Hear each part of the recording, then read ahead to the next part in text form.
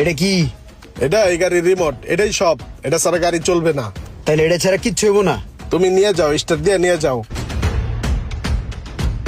হ্যাঁ রে বলো, দৌড় দিস না, দৌড়াইস না। আমি তো তোর পিছে দৌড়াবো না। তোর গাড়ির চাবি দিয়েছি, তুই গাড়ি নিয়ে যা। এই গাড়ি এখন তোর, তুই চালা।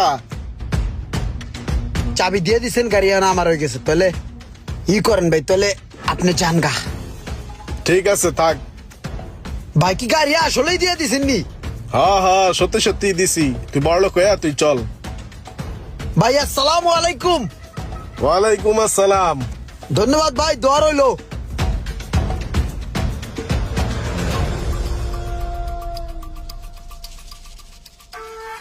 রাও করে নাকি?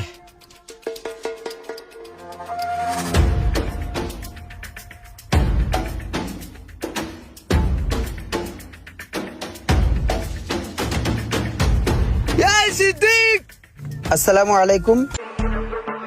কি করলা তুমি? বরাবর রাস্তার মাঝখানে ঢুকাই দিলা, গাড়িটার সামনে থামাই দিলা। ওই মিয়া, আপনার একটু ভুল। আমি তো রাস্তার মাঝখান দিয়ে আমু সোজা সুজি। এটা আমার রাস্তা, আমি যাবো না। আপনার ভুল, আপনার ব্যাগে দিতে হবে। ব্যাগে দেন, ব্যাগে দেন। আরে ভাই, অন্যায় করলা তুমি, আর এখন ব্যাগে দিব আমি। তোমাদের মতন কিছু রিক্সা লিখা সব রিক্সাওয়ালার বদনাম হয় এই গাড়তারামির লিখা। মাথা এত গরম কে? এসির ভিতরে থাকেন, মাথাটা একটু ঠান্ডা রাখেন। আপনি বুঝবেন কি রিক্সা চালানো কি ঢক। ফাইটটা যায় রিক্সা চালাইতে, গাম বাইরে যায়। তোমার কি মনে হয় যে আমরা এই গাড়ি চালাই অনেক আরামে থাকি? আর এই গাড়ি পর্যন্ত আইতে আমাকে অনেক কাঠখড় পুরাইয়া তারপরে আইতে হইছে। ফুর্তি মারান, এরকম এসির তলা থাইকা এমন ডায়লগ দেওয়াই যায়। আমার মতো গরমের মধ্যে রিক্সা চালান, তাহলে বুঝতেন। এখন গাড়ি পিছলন, কথা কম কন। তোমরা যে কতটুকু কষ্ট করো এই আমার ভালোভাবেই জানা আছে। তোমরা সকালবেলা ঘুমের তো নড়ো কয়টায়? 11টা 12টা বাজে উঠাইয়া চার দোকানে বহ, বইয়া একটা চা লও, একটা সিগারেট লও, ঠ্যাঙ্গের উপরে ঠ্যাং ঝুলাইয়া এরপর লাট সাহেব মতন সিগারেট টানো। যদি আমরা কই যে মামা যাবা একটু সামনে, না মামা এখন আমার মুড ভালো নাই, সিগারেট খাইয়া মুডটা ভালো করি তারপরে খেপ নিমু। তোমরা কি সময়ের মূল্য দিতে জানো? তোমরা যদি দেখো যে রাস্তার পাশে কোনো মজমা বইছে, ওষুধ বেছে, এখানে রিক্সাটারে থামাইয়া ঘন্টার পর ঘন্টা কাটাইয়া দাও।